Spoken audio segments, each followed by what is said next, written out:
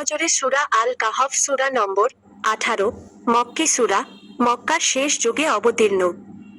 আয়াত সংখ্যা 110।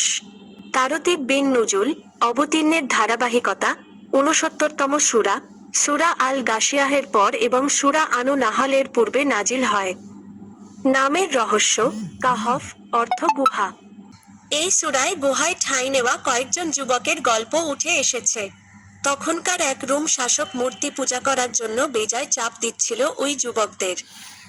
মানে আল্লাহকে বাদ দিয়ে অন্য কাউকে ইলাহ মানতে হবে, কিন্তু যুবকেরা কোনোভাবেই মাথা নোয়ায়নি। শেষমেশ চাপের মুখে টিকতে না পেরে তারা লোকালয় ছেড়ে গিয়ে ঠাঁই নেয় নির্জন গুহায়। সেখান থেকেই সূরার নামকরণ করা হয়েছে কাহফ। ধারণা করা হয়, এই সূরাতে নবী সাল্লাল্লাহু আলাইহি ওয়াসাল্লামকে হিজরতের আগাম ইঙ্গিত দেওয়া হয়েছে। মেজর থিম ও 4 প্রধান ঘটনা। 1. কোরআনের বৈশিষ্ট্য ও আসহাবে কাহাফের, গুহাবাসী যুবক, ঘটনা, ঈমান রক্ষার আত্মত্যাগ। 2. দুজন জমির মালিকের ঘটনা, দুনিয়াবি সম্পদ ও অহংকারের পরীক্ষা। 3.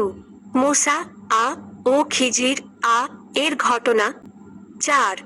জুলকারনাইন ও কেয়ামত প্রসঙ্গ, বিপুল ক্ষমতা, প্রজা পালন ও ন্যায় বিচারের পরীক্ষা। মূল সেগমেন্টসমূহ। সেগমেন্ট 1, কোরআন। এই কোরআনে কোনো অসঙ্গতি নেই। এটি পাপাচারীদের জন্য সতর্কবার্তা এবং মুমিনদের জন্য আনন্দের সুসংবাদ। সেগমেন্ট 2, আসহাবে কাহাফ।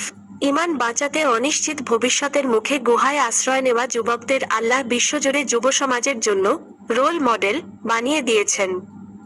সেগমেন্ট 3, দুনিয়ার জাকজমক। দুনিয়ার সাময়িক সম্পদ মানুষকে অহংকারী করে তোলে, অথচ এই সম্পদ আল্লাহর শাস্তি থেকে বাঁচাতে পারে না। জীবনের 4 গতিপথ, পরীক্ষার ধরন। 1. দুনিয়ার জীবনের উদ্দেশ্য, মানুষকে পরীক্ষার জন্য পৃথিবীতে পাঠানো হয়েছে। 2. সম্পদের মাধ্যমে পরীক্ষা, প্রাচুর্য পেয়ে মানুষ যেন অহংকারী না হয়। 3. জ্ঞান ও ক্ষমতার মাধ্যমে পরীক্ষা, গভীর জ্ঞান বা দাপুটে ক্ষমতা পেয়ে মানুষ বিশৃঙ্খলা সৃষ্টি করছে কিনা তা যাচাই করা। 4. আখেরাতের ফলাফল, পরীক্ষায় উত্তীর্ণদের জন্য চরম সফলতা, পুরস্কার, এবং ব্যর্থদের জন্য কেয়ামতের দিন লাঞ্ছনা। কাজ ও ফলাফল, কজ এবং এফেক্ট। যেকোনো নেয়ামত বা সৌন্দর্য দেখলে বলবেন, মাশাআল্লাহ, আল্লাহ যা চেয়েছেন তাই হয়েছে।